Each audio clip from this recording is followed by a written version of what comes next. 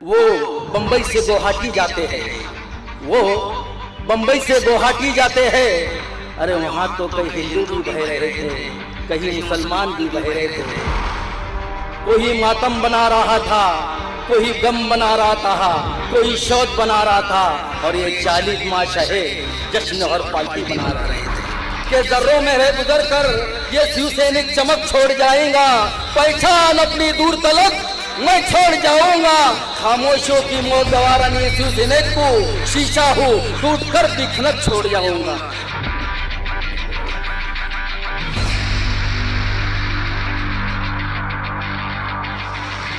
जय हिंद जय महाराष्ट्र। वो कहते हैं कि मेरा वजूद मिटा देंगे, वो कहते हैं कि तेरा वजूद मिटा देंगे। अरे वजूद उसका मिटता है जिसका वजूद नहीं रहता है। उसी के ऊपर मैं आपसे थोड़ी देर गुफ्तगू करना चाहता हूं। जैसे कि हमारे उद्धव साहब ठाकरे ने 2.5 साल महाराष्ट्र के अंदर हुकूमत का आगाज किया। उसके बाद में कुछ पल के वास्ते कुछ बंडखोरों ने उनसे दूरियां लगाई। मैं व्हाट्सएप पर एक चीज देखता था कि 40 बंडखोर जब उद्धव साहब से अलग हो गए तो उनका एक ही नारा था, हम चले हैं हिंदुओं को जगाने। मैं जो बात करने जा रहा हूं साहब जरा उसे गौर से सुनना।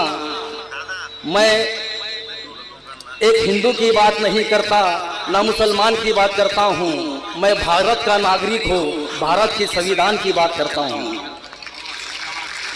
तो आपके सामने जो 40 आमदार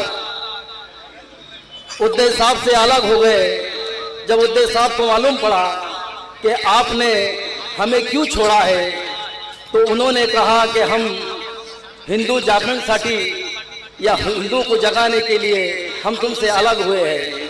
उद्धव साहब ने कहा कि आप वापस आ जाइए, हम आपको मंत्री पद का मौका देते हैं। मगर वो नहीं माने, वो बंबई से गुवाहाटी जाते हैं, वो बंबई से गुवाहाटी जाते हैं, वो बंबई से सूरत जाते हैं और सूरत से गुवाहाटी आते हैं। गुवाहाटी में बाढ़ आती है। मेरे हिंदू भाइयों, मेरी बात को जरा तकसीम से सुनना और गौर से सुनना, इस पर जरा तवज्जो देना।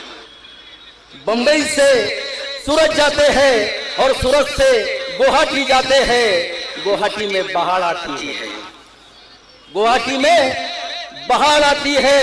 उनका नारा है कि हमारा जागरण है हिंदुओं को जगाना। अरे वहाँ तो कई हिंदू भी बह रहे थे, कहीं मुसलमान भी बह रहे थे। कोई मातम बना रहा था, कोई गम बना रहा था, कोई शौक बना रहा था, और ये 40 माह शहे जश्न और पार्टी बना रहे थे। मैं एक सच कह रहा हूँ, एक कड़वा है लगल सच कह रहा हूँ, क्योंकि उसके ऊपर ही एक शेर कहना चाहता हूँ कि सबकी मेहनतों से ही मेहनत रंग लाएंगी, सबकी मेहनतों से ही मेहनत रंग लाएंगी। ये बंडखोर विरोधी कह रहे हैं कि सेना उबर नहीं पाएगी। ये बंडखोर और विरोधी कह रहे हैं कि सेना उबर नहीं पाएगी।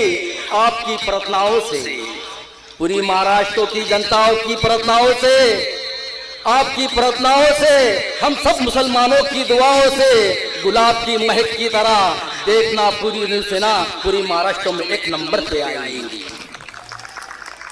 गुलाब की महक की तरह शिवसेना पूरे महाराष्ट्र में एक नंबर पे आएगी। जैसे कि हम एक घर को बनाते हैं, हम उस घर को सजाते हैं, जब वो घर मुकम्मल हो जाता है, रहने के लायक हो जाता है, तो उसमें हम हर चीज का सामान लाते हैं। जब बाजार जाते हैं तो एक आईना लाते हैं, बड़े ही एहतराम से, बड़े ही उसको खिदमत से, बड़े ही इत्मीनान से वो आईने को अपने घर में लाते हैं। मेरी माँ और बहनों उसमें श्रृंगार करती है। मेरे दोस्त बुजुर्ग नौजवान साथियों उसके अंदर जुल्फ संवारते हैं।